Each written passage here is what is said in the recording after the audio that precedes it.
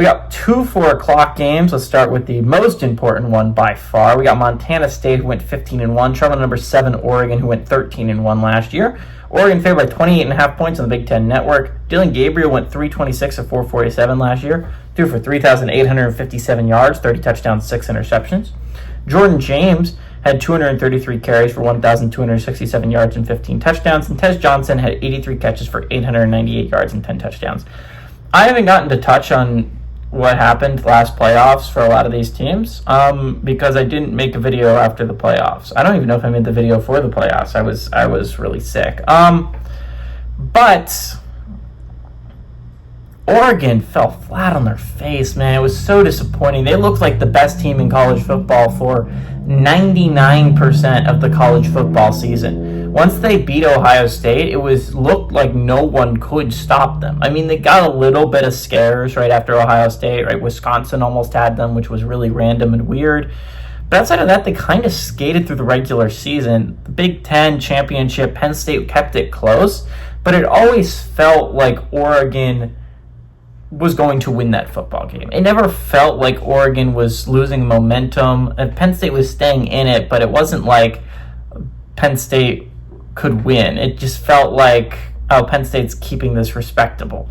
And then they get the number 1 overall seed. They're heading into the playoffs. It looks like they're going to do fine. Then they draw Ohio State. And I just knew when they drew Ohio State, it was over. And as amazing as a run as this was, it was over. I think all Oregon fans should have admitted that. I mean, like, they were like, "Oh, we beat Oregon at home. I mean, we beat Ohio State at home, but it was very close." And Ohio State was playing their best ball at the end of the year. And that being said, they weren't really. They lost to Michigan. But like, the fact is, I think if I'm an Ohio State fan, as much as it hurts to admit, I think the loss to Michigan was a blessing in disguise.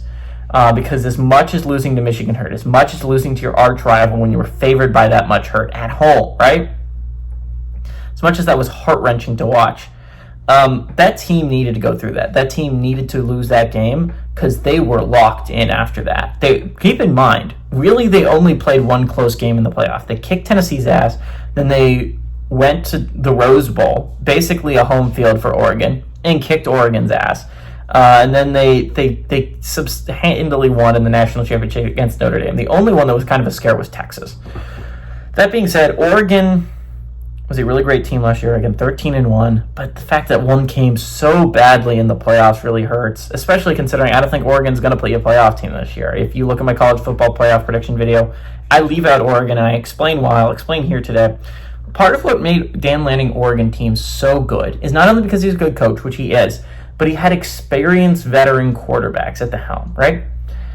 Dylan Gabriel might not have been the flashiest quarterback of all time, but he made the right decisions. And that's kind of what you just needed to do at Oregon with that offense. You go before that, Bo Nix's teams were amazing, right? They had great offenses, but a lot of it because Bo Nix just doesn't make mistakes. He just didn't make mistakes. He was an experienced veteran quarterback. Dan Moore is not, right? Like, he played half a season kinda at UCLA, so he's been in the system, I guess, for a year. He had the ability to learn behind Dylan Gabriel. But right out of the gate, you're going to be learning what he is because Montana State is no slouch. I spent a lot of this video talking about Oregon. Montana State went 15-1 last year in the FCS. I believe they won the national championship at the FCS level. This is not a team that you skate by. And remember, Oregon early on ran into some trouble, right? This was when we didn't think Oregon was that good, was the first 2 weeks, where they eked by Idaho and they eked by Boise State. That being said, I think Oregon's going to handily win this game. This isn't going to be like an Idaho where they win by like 10. But you're telling me 28.5. I think that's a little bit much for me to give to a Oregon team that has a brand new quarterback starting. And you're talking about a very good Montana State team. It's a little bit too many points for me. I like Oregon to win straight up, but I do not like them to cover the spread. Give me Montana State to cover that spread.